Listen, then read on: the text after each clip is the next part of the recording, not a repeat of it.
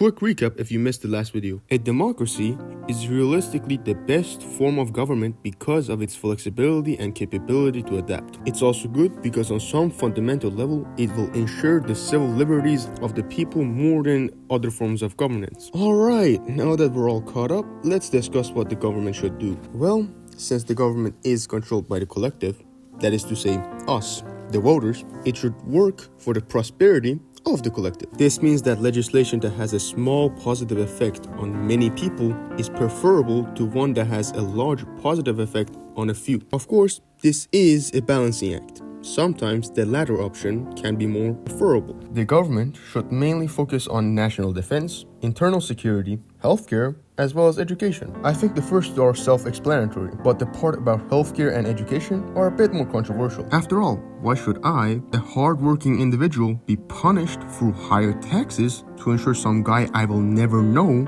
can avoid the responsibility that comes with their unhealthy lifestyle? And yeah, that's a fair point. The thing is, through helping them, you're also helping yourself. A sick individual cannot work nearly as much as a healthy one. Through a healthcare program, they can get the treatment they otherwise couldn't afford, and therefore they can go on to add value to the society through their labor. But that's the more abstract effect. The more physical, instant effect is that the sickness that the individual might be suffering from cannot spread nearly as fast and make others, even possibly you and me, sick. Think of it as an insurance policy against the next plague that also helps the economy. State-funded education is good because it lessens the luck needed to succeed. Many people today think that the top 1% simply work harder than the others, and while that is true for some of them, it's not true for all of them. Take the Hawk Tour girl, for example.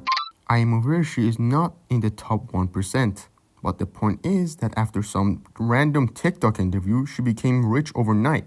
I mean to say that her success is entirely dependent on her luck. Is that girl more hardworking than you? No. If you were given the same opportunity, you would have achieved around the same amount of fame and money because she is an average person just like you and me. We see that the reason she got where she did is not because of merit, but because of the opportunity that was given to her through dumb luck. What education does is give the individual the opportunity to succeed so that this dumb luck plays less of a role in whether or not a person is rich or not, but instead a person's merit plays a larger role. Secondly, schools are also good due to the fact that on average, educated workers can produce more things of a higher value than uneducated ones. This is good for everyone since there is just more stuff to be had and given to those who need it. And yeah, I think that's everything essential to a good government.